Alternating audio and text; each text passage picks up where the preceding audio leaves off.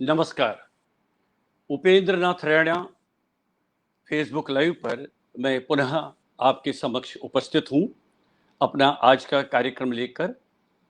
क्या क्या याद करूं।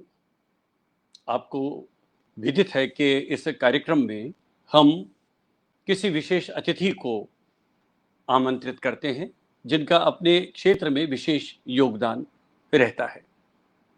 तो ये हमारे लिए बहुत अच्छी बात है और सौभाग्य की बात है कि आज हमारे बीच में लखनऊ से जुड़ रही हैं सुश्री अर्चना सतीश, जो एक जानी मानी रंगकर्मी हैं, एंकर हैं, टीवी रेडियो कलाकार हैं, समाचार वाचिका है और विशेष रूप से आर्ट ऑफ लिविंग उस समूह के साथ आप शुरू से जुड़ी हुई हैं। तो मैं सबसे पहले यहाँ पर आमंत्रित करता हूँ आज की विशेष अतिथि सुश्री अर्चना सतीश को। नमस्कार। नमस्कार। आपका आपका हार्दिक स्वागत है उपेंद्र नाथ रैना फेसबुक लाइव आज के इस कार्यक्रम में। तो जैसा कि शीर्षक से ही आपको पता चल गया होगा कि क्या क्या याद करूं, ये मेरी सीरीज चल रही है। इसमें जो अलग अलग क्षेत्रों के अतिथि मेरे इस मंच पर आते हैं तो हम उनसे उनके जीवन के बारे में और विशेषकर जिस जिस क्षेत्र में उनका विशेष योगदान रहता है उसके बारे में हम उनका जो अनुभव है, उनका जो कार्यक्षेत्र है और उनकी जो कार्य पद्धति है उसके बारे में बातचीत करते हैं। बहुत अच्छी बात है अर्चना सतीश जी, आप आज हमारे इस मंच पर उपस्थित हैं। और मैं बता दूं कि हमारे मित्र जुड़ने शुरू हो गए। सदानंद मिश्र जी हमारे साथ जुड़ गए हैं, जो हमारे आकाशवाणी के ही परम मित्र हैं। तो सबसे पहले अर्चना जी बताइए ना कि आप अपने जीवन को थोड़ा सा याद करिए, अपने बचपन को। कहाँ पर आपका जन्म हुआ है और कहाँ पर फिर आपकी जो प्राइमरी एजुकेशन है, शिक्षा है, कहाँ कहाँ पर शुरू हुई है। पहले तो रैना जी आपका बहुत बहुत धन्यवाद कि आपने मुझे ये अवसर दिया कि अपनी जिंदगी को पीछे मुड़ के देखूं। वरना जैसा बच्चन जी की कविता में है ना, जीवन की आपाधापी में कब क्या बात वक्त है। मिला कुछ देर कहीं पर बैठ, कभी ये सोच सकूं जो किया कहा माना इसमें क्या भला बुरा। वाह तो वाह वाह, ऐसा क्या बात है। अवसर बहुत कम मिलता है जीवन में, जब आप अपनी जिंदगी को पीछे मुड़ के देखते हैं।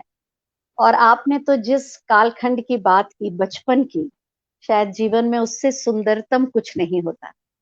मेरा जन्म बाबा भोलेनाथ की नगरी वाराणसी में हुआ वाह। और इसीलिए शायद प्रतिभा का आशीर्वाद मुझे मिला। पढ़ाई भी मैं हंस के कहती हूँ कि मेरी तो पढ़ाई शुरू हुई बीएचयू से, काशी हिंदू विश्वविद्यालय से। वास्तव में क्योंकि वहां पर स्टाफ के लिए एक छोटा सा स्कूल था, प्राइमरी स्कूल था, उसको कहते थे मालवीय शिशु मंदिर, शायद आज भी होगा। तो वहीं से नर्सरी और की पढ़ाई शुरू हुई। मेरे जीवन में अब जब कड़ियों को जोड़ती हूँ ना, तो ऐसा लगता है जैसे नियति को आपको जहां पहुंचाना होता है वो बचपन से उसका ताना बाना बुनने लगती है। तो जब मेरा जन्म हुआ, वो बनारस में एक जगह है बुला नाला, उसकी एक गलियों में एक घर था, उसमें मेरा पैदाइश हुई। और उसके बाद हम लोग शिफ्ट हो गए संकट मोचन के सामने, एक जगह थी वहां पर। तो हमारे घर का एक हिस्सा भी मंदिर था जहां पर बचपन में मैं खेलती थी, और संकट मोचन हमारे लिए एक खेल का मैदान था। क्या सड़क को बात है, पार क्या किया बात और है। बच्चों की टोली जाती थी, तो वहां खेलते। उस समय नहीं पता था कि ये नियति क्यों खींच खींच के वहां लाती है। तो पढ़ाई वहां से शुरू हुई। फिर उसके बाद चूंकि मैं अपने भाइयों के साथ ज्यादा रही, पली बढ़ी, कक्षा 6 में जब मैं थी तो पिताजी का देहांत हो गया। तो भाइयों की जहाँ पोस्टिंग होती थी वहां रहना पड़ा। बनारस में शुरुआती शिक्षा हुई, उसके बाद फिर देहरादून चले गए। देहरादून में मेरे 4-5 साल बीते, वो स्वर्णिम थे क्योंकि किशोरावस्था आपकी जहाँ भी बीतती है और वहां के संस्कार आप पे बहुत गहरे पड़ते हैं। और उस समय दूरदर्शन बहुत बड़ी चीज हुआ करता था, और उसके अलावा कुछ था नहीं। और हमारे घर में टीवी नहीं था, तो हम लोग दूसरे के घर में देखने जाते थे।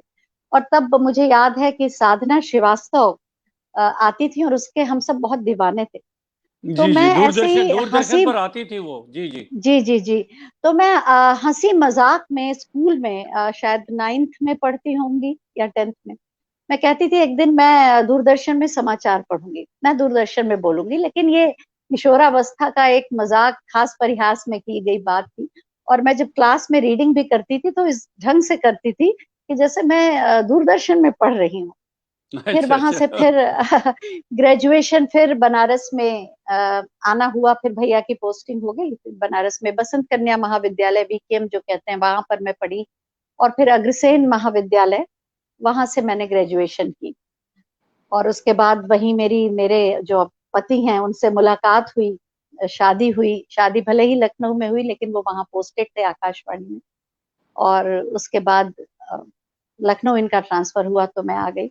लेकिन मैं हमेशा इसको इस ढंग से देखती हूँ कि बाबा की नगरी में पैदा हुई, भोलेनाथ का आशीर्वाद हुआ, सब तरफ घुमा के फिर वर भी उन्होंने मुझे अपनी नगरी में ही दिया। क्या और बात है, बहुत मातृत्व बढ़िया। सुख, जो पहली बार माँ बनी, वो भी बनारस में ही बनी। तो क्या बात है। मातृत्व सुख दे के उसके बाद उन्होंने कहा कर्म क्षेत्र अब लखनऊ बनाओ। और उसके बाद हम लोग लखनऊ आ गए, और फिर इनके साथ एक दो जगह गई, लेकिन ज्यादातर समय लखनऊ में ही बीता मेरा। और तो जिंदगी ऐसे ही समय देती गई और बनाती चली गई। तो फिर आप जो आपने ग्रेजुएशन किया है उसके बाद आपको लगा नहीं कि पढ़ाई आगे जारी रखनी चाहिए, या उसके बाद जो जीवन में अलग अलग तरह के परिवर्तन आ गए, यानी आपने कहा कि शादी हुई, ब्याह हुआ, देखिए, उसके बाद इसी को मैं कहना चाहूंगी कि एक उम्र होती है, जब बस उस समय अगर आप संभल जाए तो लक्ष्य की तरफ आप बढ़ जाते हैं। मेरी हमेशा से ये इच्छा थी कि मैं किसी उच्च पद पर, पढ़ने में मैं बहुत तेज थी। ग्रेजुएशन में भी मुझे साइकोलॉजी में गोल्ड मेडल मिला, टॉप किया था मैंने। और म्यूजिक, क्लासिकल म्यूजिक मेरा सब्जेक्ट रहा। तो मेरी इच्छा यही थी कि मैं किसी पद पर चलूं। लेकिन कहते हैं ना कि ये नियति जो कराना चाहती है वही कराती है, आप सोचते कुछ है। और इसी को कहते हैं लव इज ब्लाइंड। तो अच्छा। और ये उम्र का तकाजा, कि लगा नहीं बस सतीश जी मिल जाए तो दुनिया मिल जाएगी, फिर क्या करना है। तो शादी हो गई और मुझे नेशनल स्कॉलरशिप मिली थी। हालांकि मेरे ससुर जी बहुत ही प्रोग्रेसिव विचारधारा के थे, और उनको बहुत अच्छा लगता था कि मेरी बहू बहुत प्रतिभावान है, तो वो आगे पढ़े, उसको नेशनल स्कॉलरशिप मिल रही है। तो मैंने शुरू किया, कुछ दिन लखनऊ यूनिवर्सिटी में मैं गई एमए के लिए। लेकिन फिर मैंने देखा कि जो मेरा ढंग था पढ़ने का, वो नहीं बन पा रहा है, क्योंकि मैं उतना समय नहीं दे पा रही हूँ अपने अध्ययन को जो मैं देती रही हूँ। क्योंकि बच्ची भी छोटी थी, फिर पारिवारिक जिम्मेदारियां थी। तो मुझे लगा दो नावों पे सवार होकर चलने की क्षमता मेरी नहीं है। तो मैंने फिर उस चीज को छोड़ दिया और पूरी तरह से परिवार के लिए समर्पित हो गई। लेकिन मेरे ससुर जी को सबसे ज्यादा खटकता था कि मेरी बहू इतनी प्रतिभाशाली है, वो सिर्फ एक घर में ही रह जाएगी। और सतीश जी ने भी एक बार कहा कि तुम्हें क्या अंदर से कुछ मन नहीं करता करने का, कि तुम अपनी आइडेंटिटी खुद बनाओ या जीवन भर मिसेस ग्रोवर के रूप में जाने जाओ। तुम आगे बढ़ो, तुम्हारे पास बहुत प्रतिभा है। तो इस तरह से मेरे ससुर जी ने खुद ही दूरदर्शन में जाकर, जब एक बार उद्घोषिका के लिए आवेदन पत्र आमंत्रित किए गए, तो वो खुद गए और एप्लीकेशन मेरी बनाई और दिया। फिर 5,000 एप्लीकेशन आई थी, और उस वर्ष एकमात्र सिलेक्शन मेरा हुआ था। तो फिर इस तरह से रास्ते होते गए, परिवार का सपोर्ट, मेरी आंखों में सपने मेरे ससुर जी ने डाले कि क्या बात तुम है। अपनी, मेरी जो सासू माँ थी, उन्होंने कम उम्र में शादी हो गई, लेकिन ससुर जी के सहयोग से और उनकी प्रेरणा से उन्होंने पूरी पढ़ाई की, और वो टांडा इंटर कॉलेज की प्रिंसिपल रही, उन्हें राष्ट्रपति पुरस्कार भी मिला। तो वो इस तरह से उन्होंने मेरी सासू जी को भी प्रोत्साहित किया था, और वही प्रोत्साहन उन्होंने मुझे दिया। मैं जब दूरदर्शन में जाती थी तो वो मेरे बच्चों को संभालते थे, और पूरा प्रोत्साहन उन्होंने, सपने पैदा किए मेरे आंखों में। इसके लिए मैं बहुत ऋणी हूँ कि मुझे ऐसा शादी के बाद, देखिए पति तो आपकी इच्छा से मिल जाता है, लेकिन परिवार आपका सहयोगी हो जाए, और क्या वो बात है, सब ये क्या बात चाहे कि बहुत अच्छी, आप बहुत कुछ बढ़िया बन बात जाए। कही आपने। जी जी जी। जी जी, अच्छा, एक क्योंकि ये एक बताइए स्त्री के कि लिए मुश्किल होता है। तो ये सतीश जी के साथ वो तो स्वाभाविक है कि आकाशवाणी में उनसे मुलाकात हुई, क्या आपको दिखा उनमें कि एकदम आप उनकी तरफ आकर्षित हुई है? क्या उनकी तरफ से पहल थी या आपने पहल की? नहीं नहीं, पहल उन्हीं की तरफ से थी। ये थोड़ी सी हम व्यक्तिगत लोग बात पूछ रहा हूँ अच्छे। हाँ हाँ, वो नहीं नहीं, कोई बात नहीं है, लेकिन मैं रैना जी, कुछ मामलों में मैं ये मानती हूँ अपने जीवन में। मुझे ये बहुत था कि मैं बहुत बुद्धि से चलती हूँ, लेकिन मैंने जीवन में देखा है कि नियति ने एक दो बार अपने पूरे अधिकार का प्रयोग करके मुझसे कुछ करवा लिया। क्या बात है। और उसी का एक बहुत बड़ा मुझे अनुभव हुआ, शादी का निर्णय। हम लोगों ने, मैं इसको कहती थी कि प्रेम विवाह, लेकिन सतीश जी इसको बहुत समय तक नहीं मानते थे, क्योंकि उन्हें मैं पसंद थी, लेकिन प्रेम जैसा नहीं था, पर उन्हें लगा ये मेरे लिए जीवन साथी हो सकती है। और मुझे उनको देखकर लगा कि इतना मृदुभाषी, सौम्य व्यक्तित्व है, शायद इसी तरह के व्यक्ति के साथ मैं जीवन बिताना चाहूंगी, जो मृदुभाषी हो, शांत हो, सौम्य हो। बस एक इच्छा थी जो भगवान ने डन कर दी। ऐसा कुछ ललक जिज्ञासा नहीं थी, और वो बहुत आसानी से हो गया। मैंने सतीश जी ने मुझसे कहा सिर्फ कि, और आपको मजेदार बात बताऊं, फोन पर, क्योंकि वो समय जो था जब ऐसा मिलना जुलना, एक्सपोजर नहीं था, कुछ समाज दूसरे ढंग का था, तो इन्होंने फोन पर ही कहा कि मैं जीवन हम्म। साथी के रूप में आपका साथ चाहता हूँ, आप देंगी? मुझे आज तक आश्चर्य है कि जिस व्यक्ति के बारे में कुछ मैं जानती नहीं, एक दो मुलाकातें हैं, वो भी अलग से नहीं है, व्यक्तिगत नहीं है। मैं फिल्म में काम कर रही थी, और उसमें ये जो डायरेक्टर थे, उनके मित्र थे, वो शूटिंग पे आए या इनके घर यूनिट इकट्ठा हुई, ऐसा था। तो ऐसा व्यक्तिगत भी नहीं जानती, फिर भी पता नहीं कैसे मेरे मुंह से हाँ निकल गया। हाँ निकलने के बाद कहा, लेकिन मेरे भाई मेरे अभिभावक हैं, यदि वो मान जाएंगे तो ये विवाह होगा, अगर वो नहीं मानेंगे तो ये विवाह नहीं होगा। और फिर भाई लोगों के पास ये बात गई, और उनसे भी मैंने यही कहा था कि आप मेरे लिए कोई वर ढूंढते। तो हालांकि वो लोग मेरे लिए कुछ और सपने बुने थे, तो उनके लिए मुश्किल था, लेकिन मैं इस मामले में रैना जी बहुत सौभाग्यशाली हूँ। क्या मुझे बात। मेरे मायके पक्ष का, क्या परिवार हो, या ससुराल पक्ष का, दोनों बहुत प्रोग्रेसिव मिले। मेरे भाई मेरे अभिभावक थे, और उन्होंने जाना कि मेरी बहन में जो प्रतिभा है, उसके लिए एक सुयोग्य वर है ये। तो मैंने उनसे यही कहा था कि आप देख लें, अगर आपको ठीक लगता है और आपका आशीर्वाद और अनुमति है, तो इनसे मेरी शादी आप करा दें, अन्यथा आपका निर्णय मेरे लिए सबसे महत्व रखता है। सही बात है। और जी जी जी। मैंने उनका आदर सम्मान किया, और मेरे भाइयों ने मेरी भावना का सम्मान किया। और फिर अरेंज मैरिज जैसे, फिर मेरी सासू माँ मुझे देखने आई, हम लोगों ने अपने अभिभावकों पर ही अपनी इच्छा जताई, और निर्णय फिर अभिभावकों पर ही छोड़ दिया। तो सतीश जी बहुत समय तक ये मानते नहीं थे कि हमारा प्रेम विवाह है, क्योंकि कहते थे प्रेम कहा था, हमने तो पसंद किया। और फिर अंतर जातीय विवाह है, लेकिन ये तो घर वालों ने ही इसकी सहमति दी, और इसको जैसे हर विवाह होता है वैसे चलिए, ही क्या हुआ। बात है, बहुत बढ़िया, बहुत अच्छी जी। बात है। लेकिन आपने बात बात में ये जिक्र किया है कि मैं उन दिनों फिल्म में काम कर रही थी, तो उसके बारे में बताइए कि कौन से कैसे आपका संयोग बना उस फिल्म में आने का, और क्या आपकी शुरू से इच्छा थी क्या कि आप फिल्मों में काम करेंगी? मैं रैना जी, आपको एक बात बताऊं, मैंने आज तक अपनी जीवन के बारे में कुछ सोचा नहीं कि मुझे ये करना है। सब होता चला गया, और इसीलिए मेरे जीवन की, आपकी बात का जवाब भी दूंगी मैं, लेकिन मेरे जीवन की अगर व्याख्या करूं मैं संक्षेप में, तो ये चलता रहा चरैवेति वेति पे। क्या और बात। सरिता शर्मा जी की दो पंक्तियां मेरे जीवन की व्याख्या करती हैं, अगर आपकी अनुमति हो तो मैं जरूर वो जरूर सुनाना जरूर, चाहूंगी। सुनाइए सुनाइए सुनाइए। निरंतर चल रही हूँ मैं, निरंतर चल रही हूँ मैं, जहाँ जैसी मिली राहें उन्हीं में ढल रही हूँ मैं, निरंतर चल रही हूँ मैं, निरंतर चल रही हूँ मैं, जहाँ जैसी मिली राहें उन्हीं में ढल रही हूँ मैं। धरा की गोद में गिरकर संभलती पल रही हूँ मैं। क्या बात है, वाह वाह। जहाँ जैसी मिली राहें उन्हीं में ढल रही हूँ मैं। निरंतर चल रही हूँ मैं, वाह वाह लगी वाह, हूँ, चल रही हूँ मैं। क्या तो बात है। मैंने जीवन में कभी कुछ सोचा नहीं, और आज मैं देखती हूँ तो मैं देखती हूँ होता गया जैसे किसी परम शक्ति ने कुछ चुन के रखा था, और मेरे आगे वो बाधाएं हटाता गया, और मैं जैसे नदी की तरह अपने उद्गम से निकलकर अनेकों घाटों से गुजरती बह रही हूँ। आज भी मुझे मालूम नहीं मेरी मंजिल कहाँ है, बस बह रही हूँ समय के प्रवाह के साथ।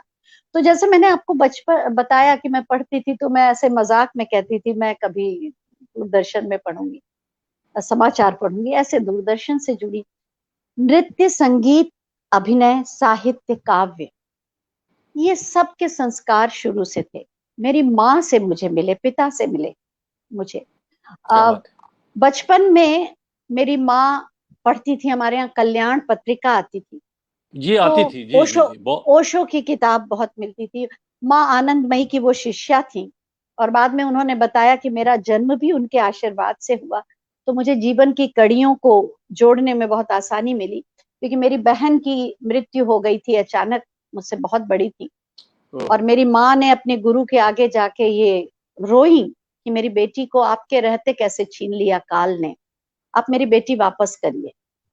और मेरी बहन मुझसे जो बड़ी है वो 12 साल बड़ी है, और हम्म। फिर मेरा जन्म हुआ एक अनचाहे बच्चे के रूप में। घरेलू बहुत सारे उपचार किए गए कि ये इतना बच्चे बड़े हो गए और एक बच्चा आ रहा है, लेकिन नियति को मुझे लाना था।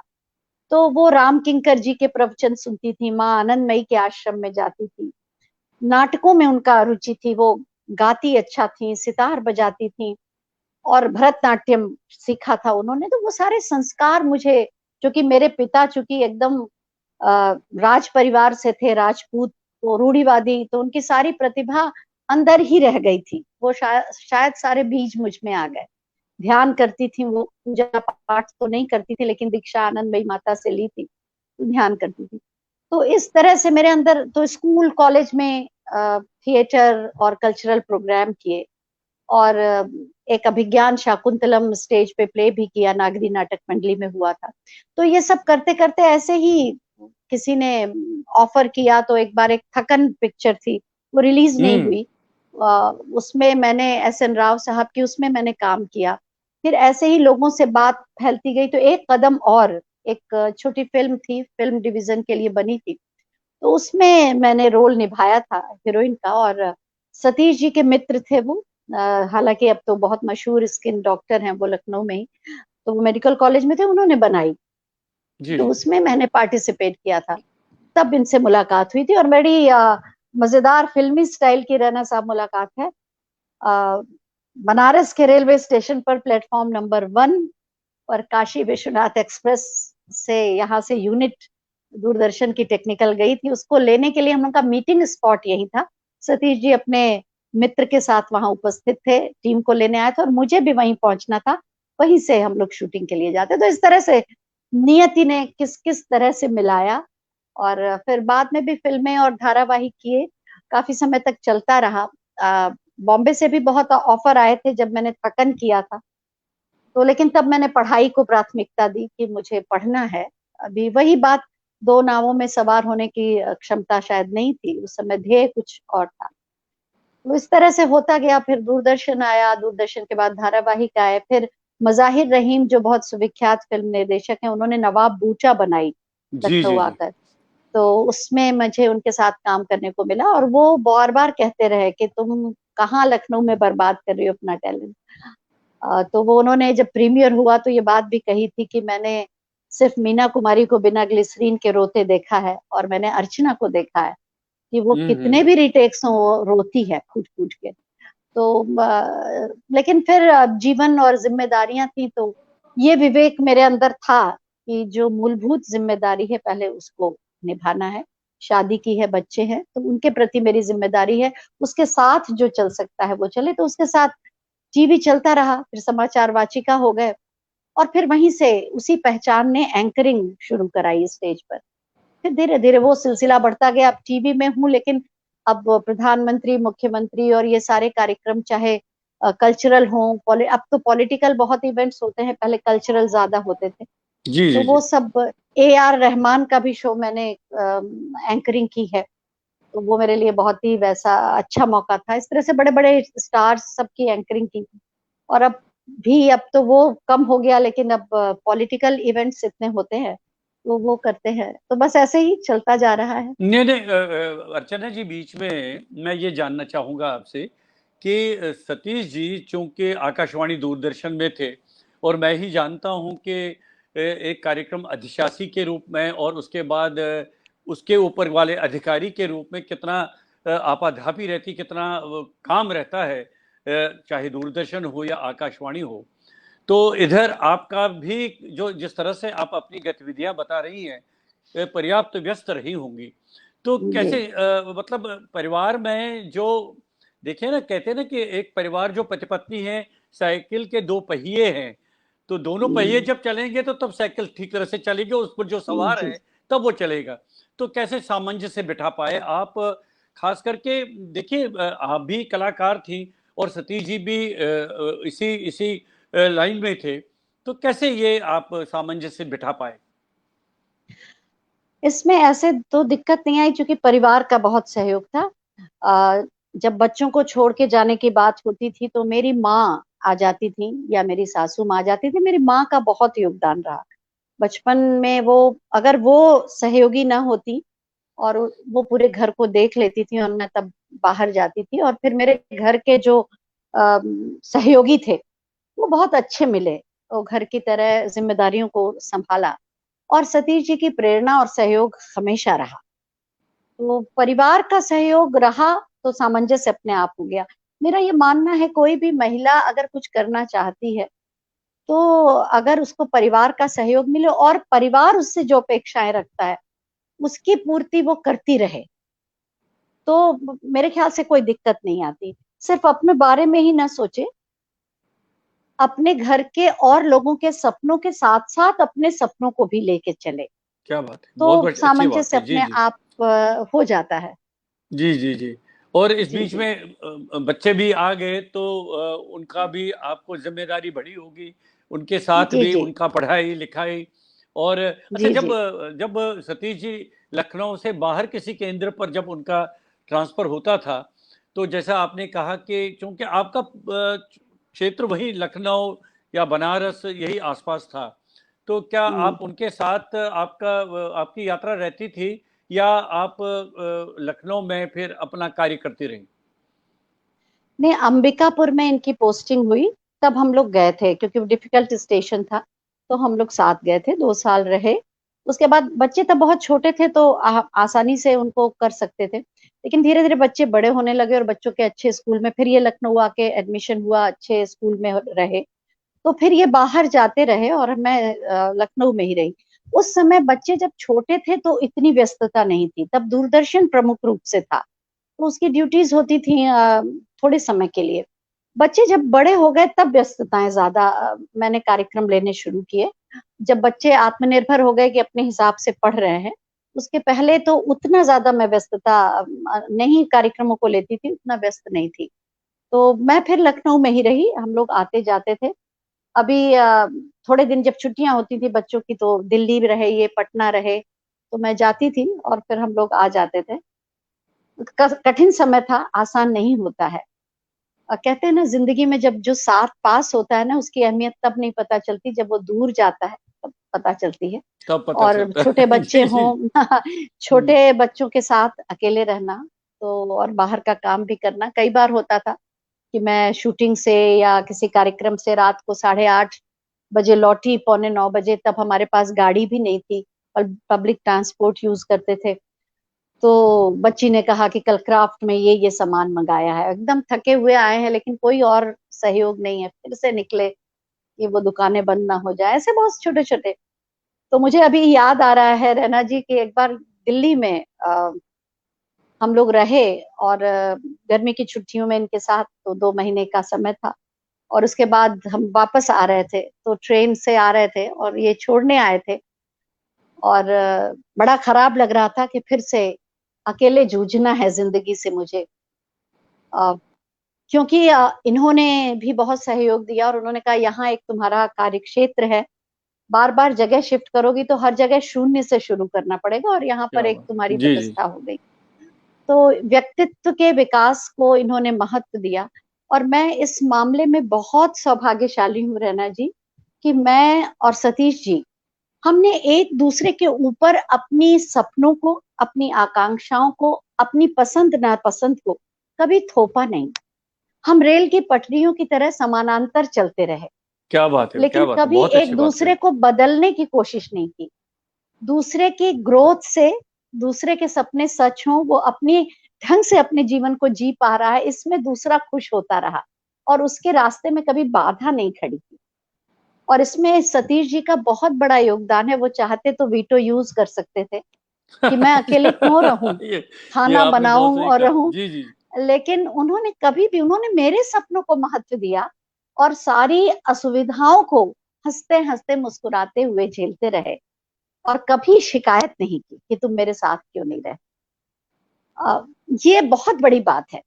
पति पत्नी प्रेम करते हैं ये अलग बात है, लेकिन मैं देखती हूँ कि हम एक दूसरे का सम्मान करते हैं, व्यक्तित्व का ही नहीं, सपनों का भी, छोटी छोटी खुशियों का भी। और मेरी छोटी छोटी उपलब्धियां मुझे शायद उतना खुशी नहीं देती जितना उन्हें देती हैं। और बच्चे आज भी चिढ़ाते हैं कि मम्मी का कोई प्रोग्राम हो, पापा सब प्रोग्राम छोड़ के देखते हैं, पूरा क्या बात है। आज तक जो पहले देखते थे उसी तरह। तो ऐसा साथ उनका मिला। तो एक बार ऐसे ही मैं जिक्र करना चाहूंगी कि अ, मुझे ये स्टेशन पे छोड़ने आए थे लखनऊ मेल से, और हम लोग बैठ चुके थे, ट्रेन ने सीटी बजाई और चलने लगी, और ये प्लेटफॉर्म पर खड़े थे और मैं दरवाजे पर खड़ी थी। और जब तक मैं दिखती रही, ये हाथ हिलाते रहे, और धीरे धीरे ये धुंधले होते चले गए। तब उसी समय ट्रेन में मैंने 2 पंक्तियां लिखी थी। सुनाइए सुनाइए। कित, कितनी सुधियों के बादल नैनों में तब घिर आए थे, कितनी सुधियों के बादल नैनों में तब घिर आए थे, जब तुमने हाथ हिलाया था और मैंने अश्रु छिपाए थे। ओह, क्या बात है, क्या बात है, क्या तो बात इस तरह से जीवन की रेलगाड़ी भी मुस्कुराते हंसते, आंसुओं को पोंछते छुपाते, और साथ साथ मुस्कुराते खिलखिलाते, जिंदगी के हर मौसम को देखते झेलते भोगते मुस्कुराते हुए आगे चलती रही। तो इतनी इतनी सुंदर बातें हैं और इतनी सुंदर यादें हैं, तो कहीं पर तो संजो के भी रखी होगी आपने। तो इसका एक अच्छा सा, मेरे विचार में बहुत अच्छा संकलन बन सकता है, अर्चना जी। हम, मुझसे मेरे जो बहुत सारे मित्र हैं जो मुझे बहुत अच्छी तरह से जानते हैं, और जिनसे मैं बहुत लंबी चर्चाएं करती हूँ, और जो मेरे जीवन के बारे में जानने के लिए उत्सुक होते हैं, और मैं उनसे बताती हूँ जब, तो वो मुझसे बहुत आग्रह करते हैं कि आप अपने जीवन के बारे में लिखिए, अपने बारे में लिखिए। लेकिन अभी ये संभव हो नहीं पाया है, कहीं 1-2 लाइन लिख दिया। तो मैं उनसे हमेशा यही कहती हूँ, अभी तो मेरा जीवन को पढ़ना और समझना ही नहीं खत्म हुआ, तो बताना क्या शुरू करूं। क्या बात है। नहीं, देखिए देखिए देखिए, अनुभव वगैरह तो समय के साथ साथ आता रहता है, लेकिन बताना तो जब स्वतः निकल आता है, तो वो उसमें मुझे नहीं लग रहा है कि उसमें कोई श्रम की आवश्यकता है। जब बिल्कुल से बिल्कुल, आप बिल्कुल सही कह रहे हैं, जब बिल्कुल वो सही तो कह रहे हैं। उसका उपयोग रहना जी, आर्ट ऑफ लिविंग के जो मैं सेशंस लेती हूँ, जो लोग इस माध्यम से मुझे जानते हैं, वास्तव में जो एंकर है, जो रंगकर्मी है, जो एक्टर है, जो सिंगर है, जो डांसर है, ये सब मेरे व्यक्तित्व के अलग अलग आयाम हैं। मगर जी जी जी। मूल रूप से जो अर्चना है, वो अर्चना है जो जीवन जीने की कला को जान गई। और वो एक, जो मेरा आध्यात्मिक आयाम है, वो ओरिजिनल अर्चना है। जैसे किरदार बहुत सारे करें, लेकिन एक आर्टिस्ट है, वो रोल बहुत सारे प्ले करता है। तो जब मैं उन लोगों से बात करती हूँ और उनके सेशंस लेती हूँ मेडिटेशन के या कोर्सेज लेती हूँ, आर्ट ऑफ लिविंग की मैं टीचर हूँ, उसमें बहुत कुछ निकल जाता है और लोगों तक पहुंचता है और कई बार मेरी जिंदगी के जिए भोगे पल, मेरा अपना अनुभव उनके जीवन में काम आ जाता है। तो बस अभी ऐसा चल रहा है, हो सकता है भविष्य में जरूर हो सकता है, ये संभावना बन सकती है कि कभी लेखनी उठाऊं। अभी पहले मैं लिख कर ही बोलती थी, लेकिन अब ऐसा कृपा है। और ये भी रहना जी, मैं आपको बताऊं, मैं मुझे पता नहीं था कि कभी मैं बोलना मेरे लिए एक महत्वपूर्ण जुड़ जाएगा, क्योंकि मैं अपने घर में, जैसा कि मैंने आपको बताया, बहुत छोटी थी, सब लोग भाई बहन बहुत बड़े थे, तो जी मैं जी। इतना बोलने के लिए कोई था ही नहीं। लेकिन स्कूल्स में मैं स्कूल या कॉलेज में मैं बहुत पॉपुलर थी, वहां लीडरशिप क्वालिटी थी, तो मुझे चाहने वाले बहुत लोग थे, मेरे टीचर्स से बहुत अच्छे संबंध रहे और बहुत यादें हैं। कभी कभी सोचती हूँ तो मैं सोचती हूँ कि इतना प्यार मुझे मिला है, नहीं मिलता इतना, कि पूरी क्लास आपको बचाने के लिए सजा के लिए खड़ी रह जाए 2 पीरियड और कोई नाम न ले आपका। और टीचर्स इतना ज्यादा आपको प्यार करते हो बेवजह, आ, ऐसा कोई, लेकिन उनका आशीर्वाद और कॉलेज छोड़ने के बाद भी संबंध बना रहे और वो आपको आशीर्वाद देते रहे, ऐसा बहुत कम होता है। तो वो भी मुझे मेरे साथ रहा, हमेशा बहुत प्यार मिलता रहा। और वो सब कुछ मिलके जीवन ने, चाहे मुझे माइक पे बोलना सिखाया, ये सब मुझे कभी पता नहीं था, लेकिन बार बार मुझे ऐसा आभास, पहले लिख के मैं बोलती थी और तैयारी करती थी। अब मैं 2 बातें जरूर आपसे शेयर करना चाहूंगी। जरूर सुषमा जरूर, स्वराज, स्वागत है। जी जी। सुषमा स्वराज मेरी बहुत आदर्श रही। मैं जब लिख के कंपेयरिंग करती थी एंकरिंग, तो मेरे मन में आता था, यदि कोई एक नारी किसी भी विषय पर बिना देखे स्वतः प्रवाह के साथ बोल सकती है, तो मैं क्यों नहीं बोल सकती। तो मैं उनके भाषण और ध्यान से सुनती थी और धीरे धीरे मैंने ये कोशिश की, प्रयास किया कि मैं भी ऐसा पढ़ूं, लिखूं, सुनूं, कि मैं भी प्रवाह के साथ किसी विषय पर अच्छी भाषा और सही शब्दों के साथ अपने को अभिव्यक्त कर पाऊं। तो शुरुआती दौर में मैं बड़े, जब सतीश जी को पत्र लिखती थी तो 10-10 पेज के होते थे। तो सतीश जी हमेशा ये कहते थे कि तुम्हें प्रवक्ता होना चाहिए, तुम अपनी बातों को बहुत अच्छे से व्यक्त कर देती हो। ये पहला बार उन्होंने ये जाना कि इसमें ये गुण है कि इतना सुंदर लिख पाती है। फिर मैं आपको बताऊं, दूरदर्शन देहरादून का उद्घाटन था और मैं वहां गई थी, मंच पर होता था उद्घाटन, तो सूचना प्रसारण मंत्री सुषमा स्वराज जी थी, वो आई जी थी जी। और मैंने एंकरिंग की थी मंच पे। और उसी में शायद शुरू में या अंत में मैंने बोल दिया था कि दूरदर्शन लखनऊ की ओर से मैं अर्चना सतीश आपका स्वागत करती हूँ, या अंत में बोला था अर्चना सतीश को आज्ञा दी।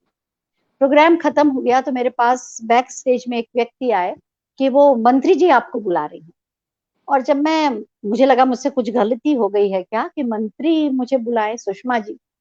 और आपको पता है, जो आपका आदर्श होता है उसे आप प्यार भी बहुत करते हैं और आपको डर भी बहुत होता है कि कहीं वो किसी जी जी, बात पे नाराज ना हो जाए। सही बात है, बिल्कुल। तो लेकिन जब उन्होंने दूर से मुझे देखा तो मुझे मेरा नाम बुलाया, अर्चना इधर आओ।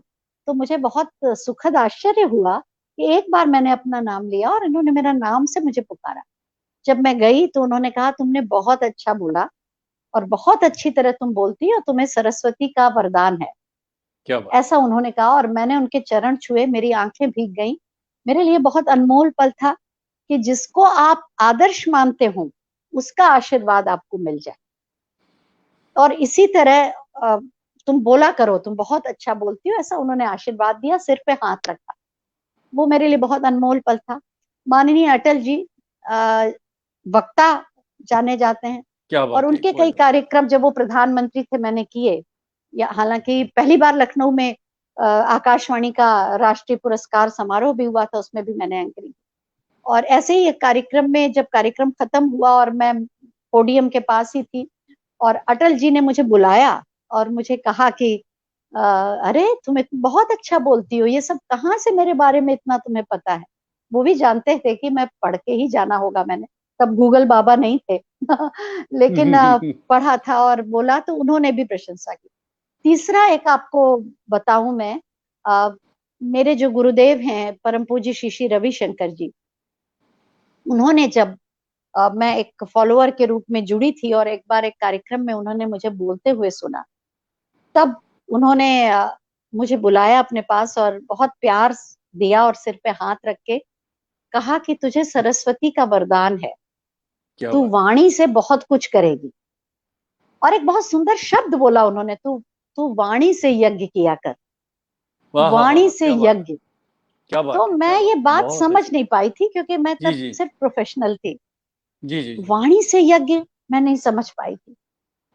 जिस समय उन्होंने ये बात मुझे कही जिस कार्यक्रम में, उसके 4 दिन बाद मेरा इलाहाबाद में ट्रिपल आईटी में कार्यक्रम था।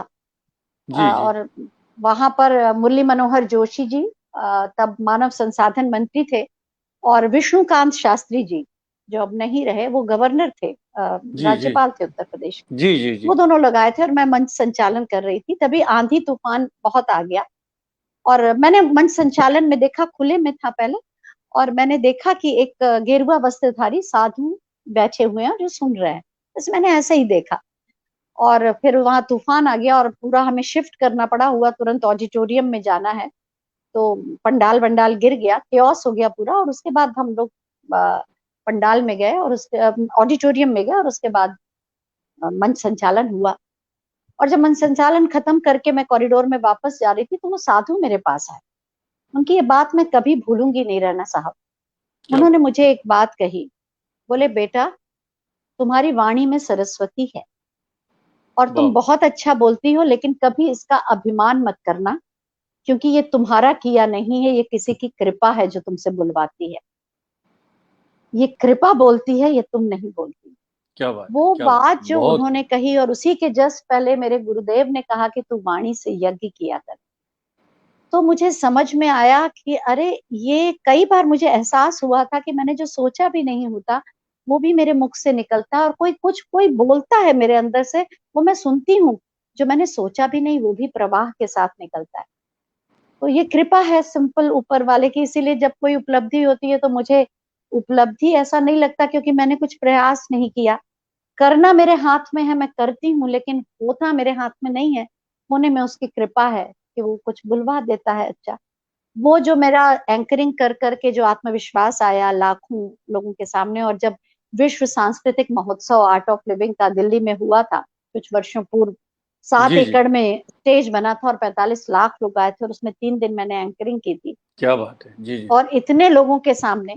लेकिन मुझे लगा ही नहीं मैं कुछ कर रही हूँ, ना किसी तरह का झिझक, ना संकोच। मेरे सामने कौन बैठा है मुझे पता नहीं। शुरू से बस एक ही बात करती हूँ कि जब स्टेज पे जाती हूँ, न्यूज पढ़ने जाती हूँ, या आज आपके सम्मुख भी आई, तो बस जी जी। एक बार स्मरण यही करती हूँ, मेरा मुझ में कुछ नहीं, क्या बात है। जो कुछ है सब तोर, तेरा तुझको सौंपते क्या लागत है मोर। मेरा गला, मेरी वाणी तुझे सौंपती हूँ, जो कहना कहलवाना चाहे वो कहलवा दे। क्या बात। तो अच्छा, कोर्सेज भी एक लेती एक हूँ। एक एक मतलब अभी एक पक्ष मुझसे छूट रहा है जिस पर आपसे बात करनी जरूरी है। उसके बाद आपसे ये हम जानना चाहेंगे, जो मित्र हमारे साथ जुड़े हैं, कि आर्ट ऑफ जी। लिविंग के साथ आप कैसे उनके संपर्क में आए और किस तरह से जुड़ी, और क्या क्या विशेष गतिविधियां चल रही हैं। लेकिन पहले जो मैं जानना चाहूँगा, नहीं उससे पहले, कि रंगमंच के साथ आपका किस तरह से नाता जुड़ा, किस तरह से आपने कौन कौन से नाटक किए, कौन किस निर्देशक के साथ आपको काम करने का मौका मिला। रंगमंच में मैंने कुछ ऐसा बड़ा नहीं किया। कॉलेज के माध्यम से हम लोगों के डायरेक्टर्स बुलाए जाते थे और वो मंच पर हुआ। रंगमंच से मेरा इतना ही रहा जुड़ाव, कॉलेज माध्यम रहा बड़े बड़े नाटकों में करने का। फिर ये थिएटर और दूरदर्शन के सीरियल्स में ज्यादा हम आ गए। अब इसमें भी रहना जी, मैं आपको एक बात बताऊं, जो मैं शुरू से कहती आ रही हूँ, नियति जो आपसे कराना चाहती है वो कराती है। मैं हमेशा कहती हूँ कि बच्चों को कंप्यूटर ये सब सिखाओ, लेकिन जो फाइन आर्ट्स है वो जरूर सिखाओ। म्यूजिक, डांस, थिएटर, ये सब वास्तव में आपको बेहतर इंसान बनाते हैं और लोगों को समझने की समझ देते हैं। जैसे आप किसी किरदार को जब करते हैं तो उस किरदार के बारे में आप सोचते हैं कि ऐसा सोचने वाले व्यक्ति की बॉडी लैंग्वेज क्या होगी, वो कैसे चलता होगा, वो कैसे बैठता होगा। अगर किसी व्यक्ति के मन में ये है इस तरह का कोई किरदार है। तो क्या होता है जब आप ऐसे किरदार जीते हैं तो आपको लोगों को समझने में आसानी हो जाती है, बिल्कुल क्योंकि सही आप बिल्कुल। जब किरदार को जीते हैं तो अपने आसपास आपने जिन लोगों को देखा है उन्हीं में से चुनते हैं। जैसे मैं जो फिल्म में या सीरियल में मैं रोती थी, तो रोने के लिए उस किरदार को सोचने के साथ साथ अपने उस पल को याद करती थी जब मैं टूट रही थी, जब मुझसे कुछ छिना, उस पल को याद करना। ये कल्पनाशीलता कि अच्छा मैं एक मेरा भाई दुर्घटना में जा रहा है, ऐसा कोई किरदार है, तो अ, अगर मेरा भाई चला जाए तो मेरे के साथ क्या होगा, ये सोच के अपने आप संवेदनशीलता और कल्पनाशीलता जब दोनों मिल जाते थे तो अपने आप अभिव्यक्ति हो जाती थी। तो इस तरह से रंगमंच से बहुत ज्यादा मेरा जुड़ा नहीं रहा, लेकिन कुछ जैसे अभिज्ञान शाकुंतलम, ध्रुव स्वामी का मैं लास्ट में नहीं कर पाई थी किसी वजह से, लेकिन पूरा किया। तो इस तरह से जुड़ी। बाकी फिर सीरियल्स वगैरह दूरदर्शन के एक कदम और रास्ते बदलते हैं, और ऐसे बहुत सारे, अब मुझे नाम भी याद नहीं है क्योंकि काफी दिन से इस पक्ष से मैं हट गई। और अब प्रमुखता समाचार वाचन और मंच संचालन और आर्ट ऑफ लिविंग, लोगों के जो वाणी का मुझे वरदान मिला, जो प्रोफेशनली मैं इस्तेमाल करती हूँ लोगों प्रोग्राम्स में, लेकिन उसका जो सार्थक उपयोग जीवन की, मुझे जब सार्थकता लगती है कि उसी वाणी का उपयोग अगर किसी परेशान व्यक्ति के सुकून के चंद पल मैं दे दूं, शांति के पल, किसी का हौसला टूट रहा हो तो मेरी वाणी हौसला बन जाए, कोई निराश हो रहा हो तो आशा की किरण बन जाए, कोई हारने से पहले मुझसे बात कर ले और वो उसमें उमंग आ जाए। तो अब क्या बात वाणी का यज्ञ वास्तव में अब हो रहा है। है, और अब हो ये रहा है। एंकरिंग और ये सब तो देखिए, वही मैंने कहा ना, चरैवेती, जहां जैसी मिली राहें उन्हीं में ढल रही हूं मैं। तो जी जी अभी जी। एक आई मम्स करके एक ऐप है जो गर्भवती महिलाओं को बहुत सारी हेल्प करता है। उसमें मेरी वॉइस है, उसके मैंने बहुत सारे एपिसोड्स किए हैं। उसमें ये है कि बच्चा से माँ बात कर रही है और उसमें मॉरल स्टोरीज सुनाना। तो अब वो भी समझ में आ गया कि वाणी यज्ञ का क्या क्या मतलब है, कि किस किस तरह से हम अपनी आवाज का उपयोग कर सकते हैं। क्या तो बात है, बस बहुत ऐसे ही सुंदर चल बात। रहा है। वाणी ही सब कुछ है, बिल्कुल, और क्या। तो और वही बात है, मेरी आवाज ही मेरी पहचान है, मेरी अगर आवाज ही याद मेरी रहे। पहचान है। जी जी, सही बात है। जी जी तो जी। इस बीच में कुछ सुनाइए, कोई कुछ अगर अब तो आर्ट ऑफ लिविंग पर तो हम बातचीत करेंगे ही, लेकिन कुछ सुनाना जी सुनाना जी क्या है रैना जी, मेरे आपकी या जितने भी सुनने वाले हैं उनकी जी जी। जिंदगी तो सबकी एक जैसी है।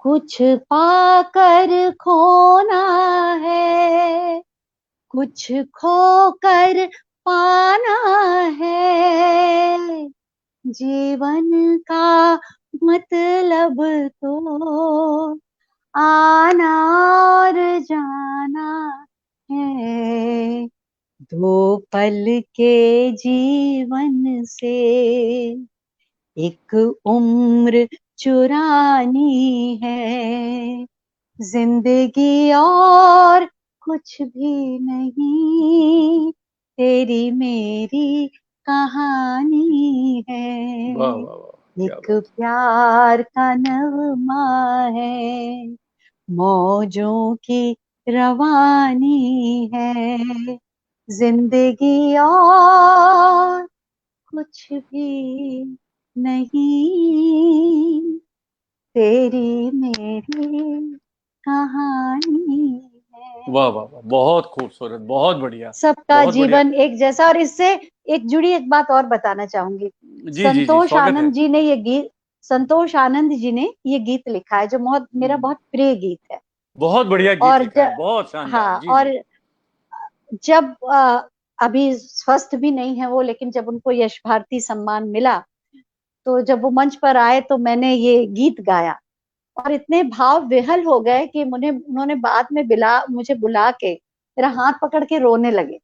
और ऐसे ही हरिदास महोत्सव होता है वृंदावन में, जी जी। तो मैं वहां जाती हूँ और उसमें भी वो कवि सम्मेलन में आए थे।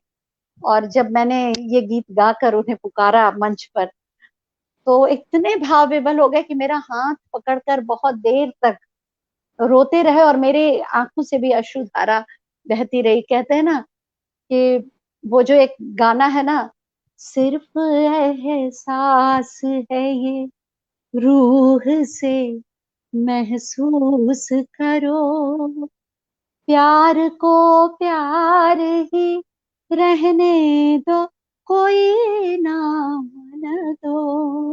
वाह वाह हमने देखी है उन आँखों की महकती खुशबू, वाह वाह। हाथ से छू के इसे रिश्तों का इल्जाम न दो। तो हम दोनों बहुत देर तक एक दूसरे का हाथ पकड़े हुए सिर्फ खामोशी खामोशी से बात कर रही थी और वाह मुझे वाह। उनका आशीर्वाद मिला।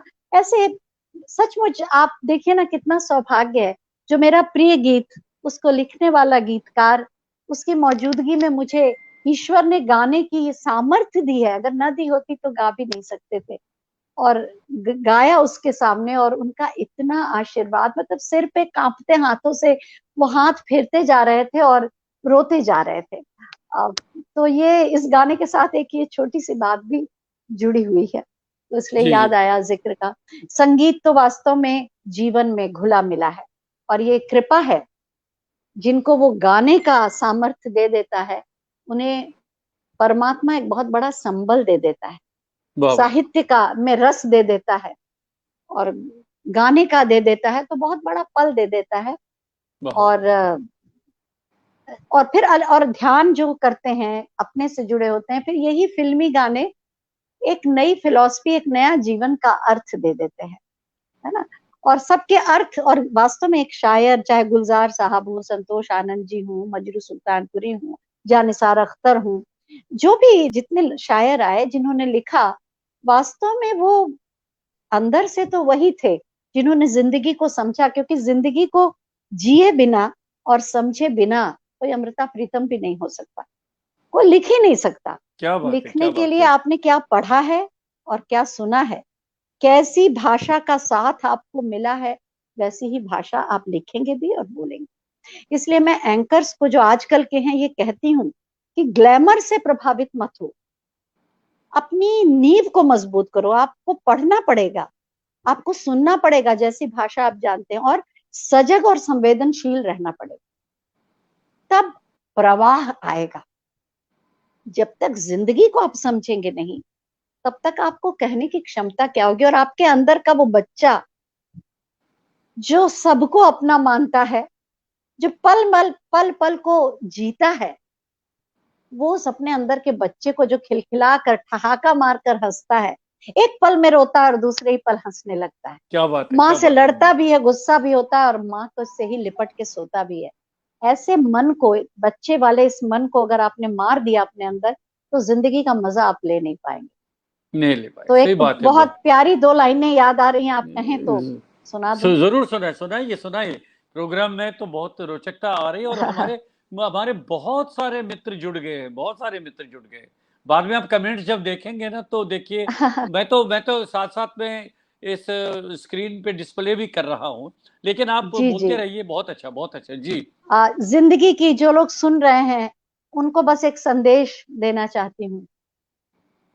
झूम ले, हंस बोल ले, प्यारी अगर है जिंदगी, वाह वाह वाह। झूम ले, हंस बोल ले, प्यारी अगर है जिंदगी, सांस के बस एक झोंके का सफर है जिंदगी, जिंदगी, वाह वाह वाह, क्या बात है, क्या बात है। झूम ले, हंस बोल ले, प्यारी अगर है जिंदगी।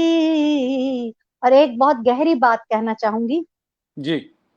जो भी करना चाहता है जिंदगी में कर गुजर, जो भी करना चाहता है जिंदगी में कर गुजर।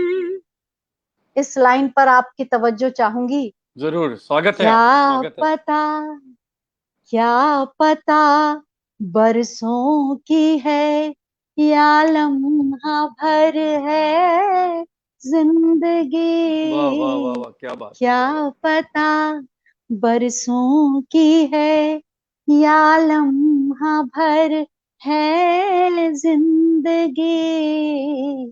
सांस के बस एक झोंके का सफर है जिंदगी। चाहे कोरोना काल हो या ना हो, बस झूम ले, हंस बोल ले, प्यारी अगर है जिंदगी।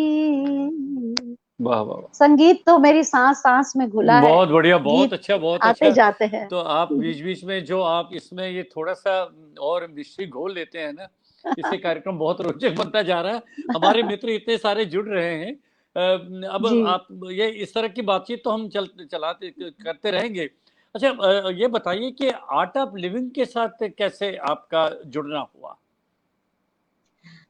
आर्ट ऑफ लिविंग में जो प्राथमिक कोर्स होता है, वो कोर्स किया मैंने, लेकिन उसके पहले श्री श्री रविशंकर जी से मैं बहुत प्रभावित हो गई थी। हुआ ये था कि मेरी बड़ी बहन ने कोर्स किया और उनकी इच्छा थी कि मैं करूं कोर्स, लेकिन मैं अपने जीवन में बहुत तृप्त और प्रसन्न थी। और मेरा ये तब तक मानना था ये गुरु वगैरह कमजोर लोगों के लिए हैं, और जो अपनी जिंदगी की परेशानियों से हारे रहते हैं उनको एक मनोवैज्ञानिक की तरह ये काम कर देते हैं।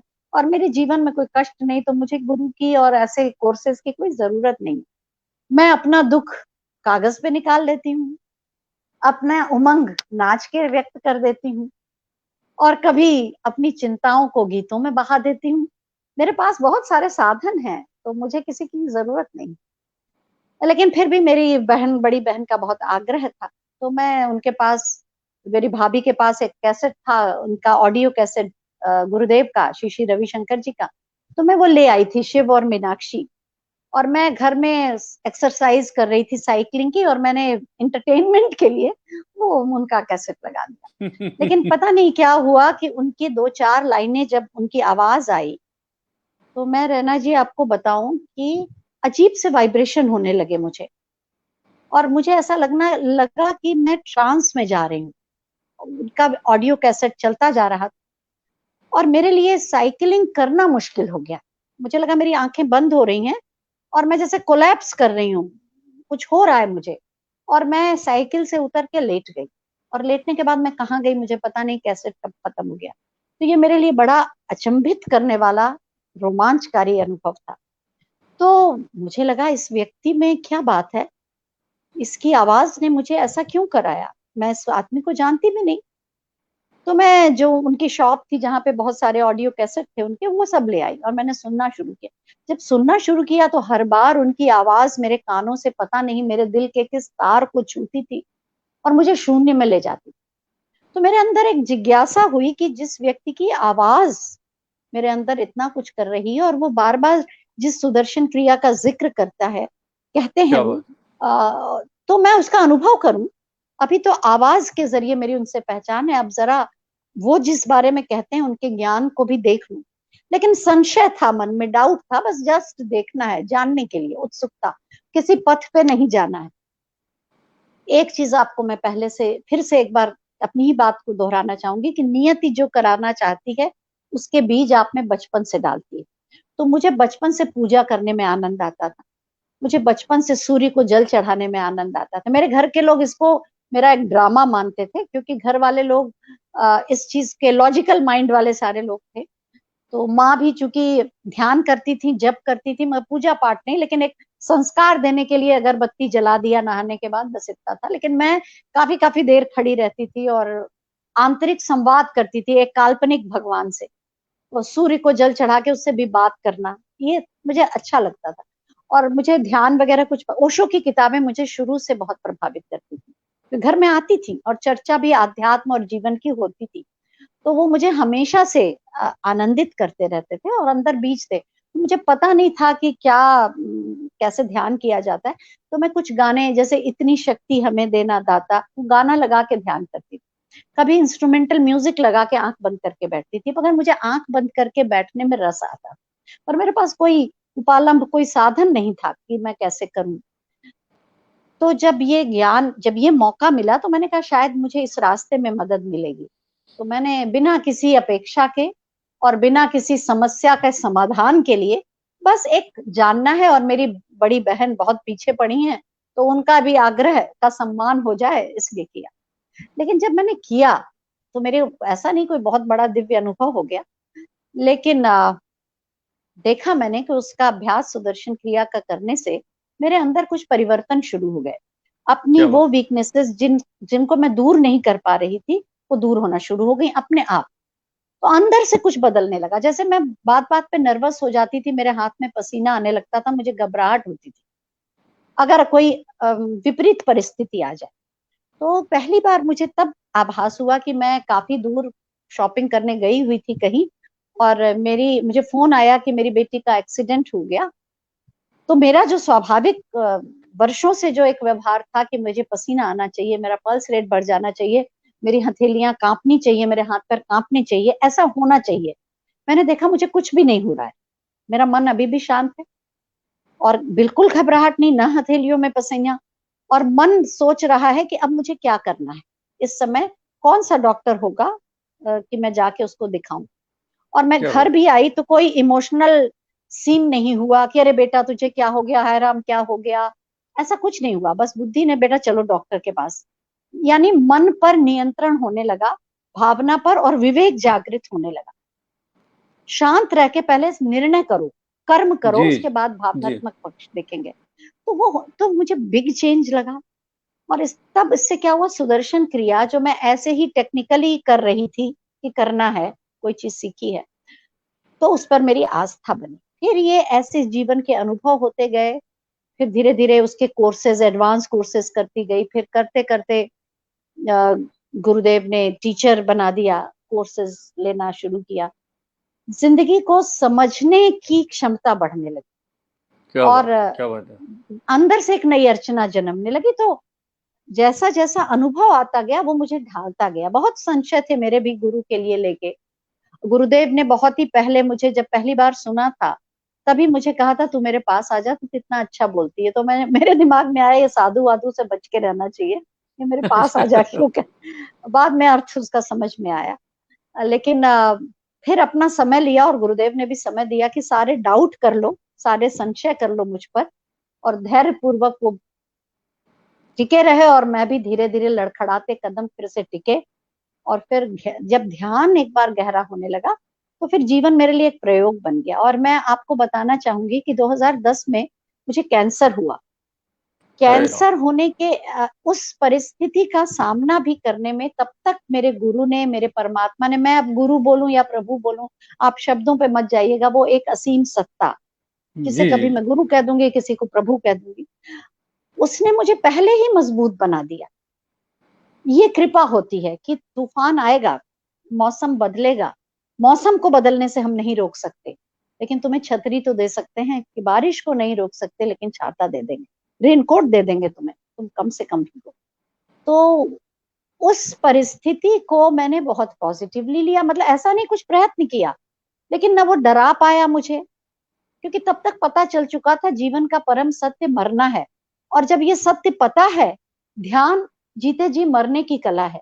और जब आपको ये अनुभव हो जाए, तो जब मरना है तो डरना कैसा, है ना।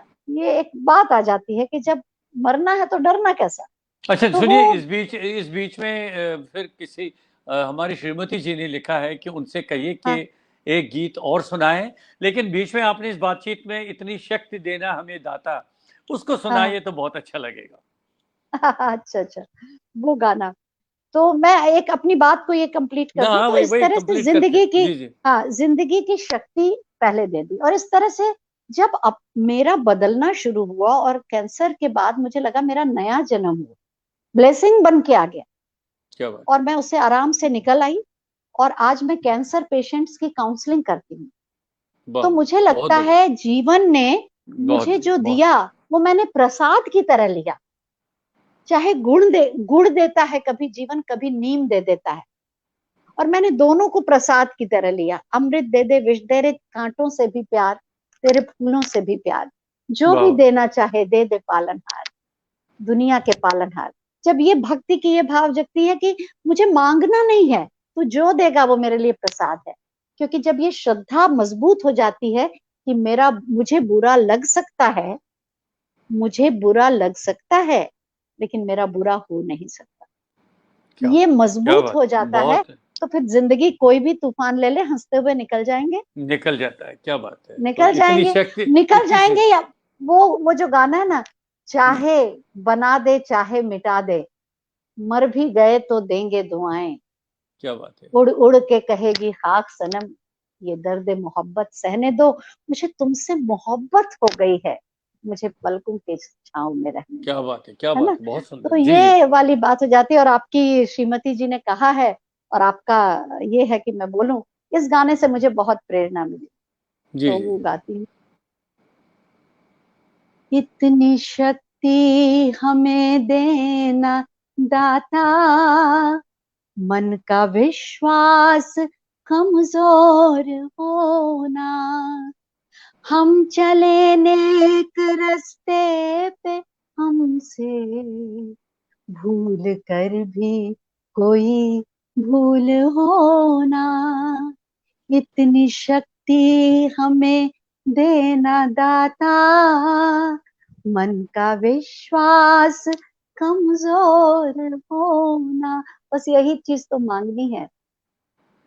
हम न सोचे हमें क्या मिला है, हम ये सोचे किया क्या है अर्पण, फूल खुशियों के बांटे सभी को, सबका जीवन ही बन जाए मधुबन, अपनी करुणा का जल तू बहा के, कर दे पावन हर एक मन का कोना, हम चले नेक रास्ते पे, हमसे भूल कर भी कोई भूल होना, इतनी शक्ति हमें देना दाता,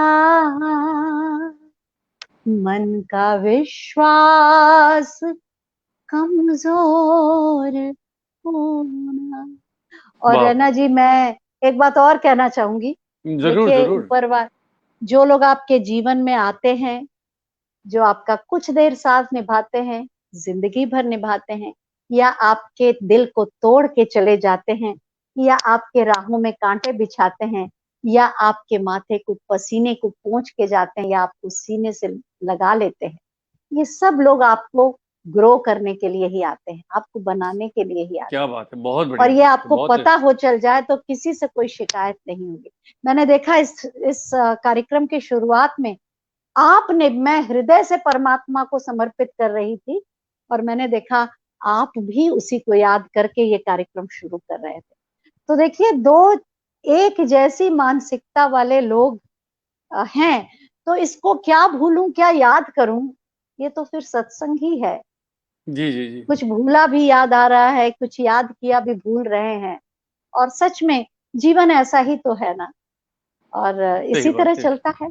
जी, सही बात है। अच्छा, बीच में आपने ये भी जिक्र किया है कि नृत्य भी आपने उसमें भी क्या क्लासेस लिए हैं या कुछ परफॉर्मेंसेस वगैरह? देखिए, मैंने नृत्य सीखा नहीं ऐसे, लेकिन नृत्य मेरे अंदर समा गया। तो जब हम छोटे थे तो पिक्चर के एक गाना भी देख लेते थे तो सेम वही हूबहू कॉपी कर लेते थे। लेकिन आज जो नृत्य है वो मेरे आनंद की अभिव्यक्ति है, परफॉर्मेंस नहीं है। आनंद में झूम गए, अब उस समय जो झूम गए, परमात्मा में खो गए, लोग कहते हैं मैं नृत्य कर रही हूँ। क्या बात है, क्या अब बात तो उमंग और आनंद में झूमने का, जब मालिक के ऊपर, उस परमात्मा के ऊपर आपको इतना प्यार आ जाए, इतना प्यार आ जाए कि अब करने के लिए कुछ बचे ही ना, कैसे बताएं। कि प्यार, इतना प्यार अगर आ जाए तो आप क्या करेंगे? क्या बात है। जब धूप बत्ती फूल गंगा जल आरती से भी दिल भरे नहीं, जब कविता लिख के भी दिल भरे नहीं, जब गुनगुना के भी दिल भरे नहीं, तो आप क्या करेंगे? नाचेंगे। और कोई उपाय नहीं है अपने मन की बात को करने का। अब जैसे गीत की फरमाइश आ रही, मैं आपको एक बात बताऊं, मेरी तबीयत थोड़ी खराब चल रही थी और यही सावन का महीना था। जी जी। और काफी दवा हो रही थी लेकिन ठीक नहीं हो रही थी, और मुझे नींद नहीं आ रही थी। और अचानक मौसम, रात में 2 बजे, मैं अकेली थी, सतीश जी बाहर पोस्टेड थे, बच्चे सो रहे थे, और रात में 2:30-3 बजे करीब, 3:30 बजे करीब घनघोर बरसात शुरू हो गई, बिजली कड़की, तो मैं अपनी बालकनी में आ गई और मैं वहां बैठ गई। ठंडी हवा चल रही थी और बारिश की बूंदें मेरे चेहरे पर पड़ रही थी और मैं आनंद ले रही थी, और मुझे बस ये लग रहा था ये परमात्मा का आशीर्वाद है, वो आया है मुझे आशीर्वाद देने कि तू ठीक हो जाएगी। ये छोटी छोटी बूंदें उसके छोटे छोटे हाथ हैं जो मुझे नहला रहे हैं और खुश कर रहे हैं। और क्या मैं बात है, उसी क्या बात समय है। ध्यान में चली गई, वो बारिश ही ध्यान हो गई और मैं भीगती रही उसमें। सन्नाटा था, और जब मेरी आंख खुली ना, तो देखा एकदम हरी चांदनी रात फिर से निकल आई थी। और मेरे घर के आगे पार्क है, और जिसमें बड़े बड़े हरे भरे पौधे हैं, वो सब एकदम नहाए तरोताजा, सूरज के आने की प्रतीक्षा में उल्लसित, आह्लादित, प्रसन्न, जैसे नहा धोकर सूर्य का स्वागत करने के लिए तैयार है। और चांदनी की बूंदें छिटकी, चांदनी जैसे चमका रही थी उनको। ऐसा दृश्य जैसे प्रकृति आनंदित थी मेरे साथ उस ध्यान में। क्या बात है। तो एक गाना, आप कोई सोचेगा नहीं कि ध्यान के बाद उठे कोई और उसके मन में ये गाना आए। और ठंडी हवा चल रही थी और मैं बारिश में पानी में भीगी हुई, रात का 3-3:30 बज रहा है, पूरी दुनिया सो रही है, घुप सन्नाटा, सिर्फ सन्नाटा और प्रकृति का मौन, और बारिश मुझे छू रही थी। और जानते हैं मेरे मन से कौन सा गीत निकला? कौन सा?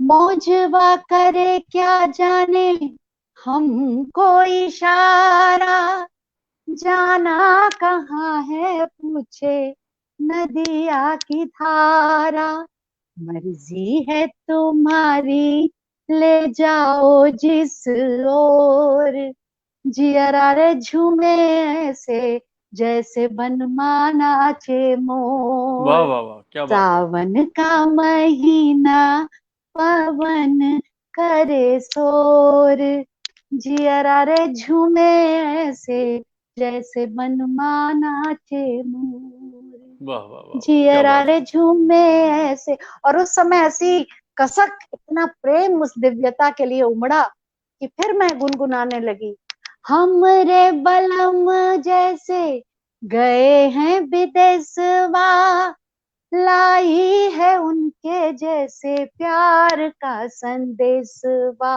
और मैं भीगी हुई थी और बारिश में नाच रही थी और गा रही थी, काली कजरारी घटाएं घन घोर, जियरा रे झूमे ऐसे जैसे वाह। बनमाना नाचे नाचे मोर। मोर, वाह तो वाह वाह वाह। सावन का ध्यान के बाद जब उठते हैं ना, तो यही स्थिति होती है, जियरा रे झूमे ऐसे जैसे बनमाना नाचे मोर। मोर किसी संगीत पे कभी नहीं नाचता, वो नहीं नहीं। बादलों को देखकर नाचता है। वो प्रकृति जो संगीत सुना रही है, जिसको शायद इंसानी कान नहीं सुन सकते, वो घनघोर घटाएं, वो बूंदे क्या? बारिशें, वो घुंघरू की तरह बजती बूंदें, और वो मिट्टी की सौंधी सौंधी महक, वो ठंडी ठंडी हवाओं की छुअन, यही तो बताती है मैं हूं ना। वाह दिखाई वाह नहीं वाह, देता क्या लेकिन मैं बात है। हूं ना। वाह वाह वाह बस वाह, क्या वो बात है। मैं हूं ना का जो एहसास वो निराकार करता है, बस उसी के लिए मयूर भी नाचता है, और मन का मयूर। आकाशवाणी के हमारे वरिष्ठ मित्र, जी आपने नाम सुना होगा सदानंद मिश्र जी। तो जी। उनका उनकी एक फरमाइश आगे, मैं नहीं चाहता हूँ कि इनके उनका दिल हम दुखा दें, तो उन्होंने कहा कि अर्चना जी से कहिए तू प्यार का सागर है, उसकी कुछ पंक्तियां सुनाएं। अरे वाह, क्या बात है, आपने तो मेरे मन की बात ले ली। ये गाना भी मुझे बहुत प्रिय है। जिन जिन गीतों ने मुझे जीवन के अर्थ दिए, कहते हैं ना, ज्ञान के लिए शास्त्र वेद पुराण पढ़ना जरूरी नहीं है, वो चारों ओर आपके बिखरा है। ये आपकी नजर और कान होने चाहिए कि उसे पकड़ ले। और मुझे क्या इन बात। गानों ने बहुत कुछ दिया है, और इसीलिए मैं कहती हूँ सिखा वही सकता है जिसके अंदर सीखने की सामर्थ्य है। जिस दिन सीखने की सामर्थ्य खत्म हो जाएगी, सिखाने की अपने आप खत्म हो जाएगी, है ना। वाह वाह वाह, क्या बात है, बहुत बढ़िया जी। घायल मन का पागल पंछी, उड़ने को बेकरार, उड़ने को बेकरार, पंख है कोमल, आस है धुंधली, जाना है सागर पार। अब आगे नहीं आ रहा, मैं पहले लाइन से शुरू कर दूं। जी जी। तू प्यार का सागर है, तू प्यार। सदानंद जी, आपके तो नाम में ही सारा कुछ है। सदानंद भी और मिश्र भी। हाँ हाँ, सदा जो आनंद में रहता हो, उसके अंदर मिश्री सी मिठास होगी ही होगी। वो आपको प्रणाम के साथ। सतीश जी के भी परम मित्र हैं वो। हाँ, नहीं नहीं, वो जो भी है उनका नाम ही उनका परिचय दे रहा है, उनको जी जी प्रणाम जी के जी। साथ। तू प्यार का सागर है, तू प्यार का सागर है, तेरी एक बूंद के प्यासे हम, तेरी एक बूंद के प्यासे हम, लौटा जो दिया तूने, लौटा दो दिया तूने, चले जाएंगे जहां से हम, चले जाएंगे जहां से हम, तू प्यार का सागर है, तू प्यार का वाह वाह वाह, सागर है। क्या यही बात है। लोगों को समझ में आ जाए ना कि हम जी जी। प्यार के सागर हैं, वाह वाह उसी वाह वाह, क्या सागर बात। है हम। बस बूंद बन के इस संसार में है, और ये बूंद फिर से सागर में मिलके सागर ही हो जाएगी। क्या बात है, क्या इसलिए बात है, क्या बात। जी। तो देखिए, बातचीत तो अगर चाहे तो बहुत देर तक चलती रहेगी।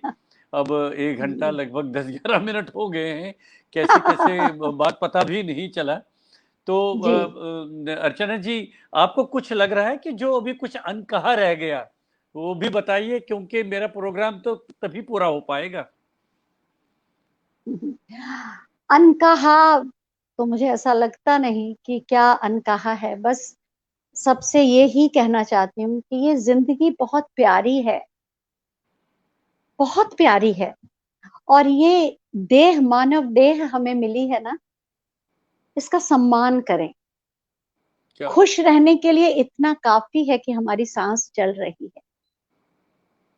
हम सांसों का सम्मान नहीं कर पाते। क्या खुश रहने के लिए काफी नहीं कि मेरी सांस चल रही है? सांस है तो आस है। क्या जिंदगी बात की है, क्या। छोटी मोटी परेशानियों से मत घबराइए, ये मौसम की तरह आएंगी और बदल जाएंगी। मैं एक पिक्चर का डायलॉग बहुत बोलती हूँ, और वही जीवन में भी मैंने उतारे हैं। 2 डायलॉग हैं, वो मैं बहुत बोलती हूँ और मैंने जीवन में भी उतारा है। और एक तो ये है कि कभी हार, आप ये मत सोचिए कि हार, जीते नहीं तो हार जाएंगे। हार जैसा कुछ होता ही नहीं, जीतेंगे या सीखेंगे। क्या बात है, क्या बात जीवन में ये मंत्र बनाइए, जो प्राप्त है वो पर्याप्त है।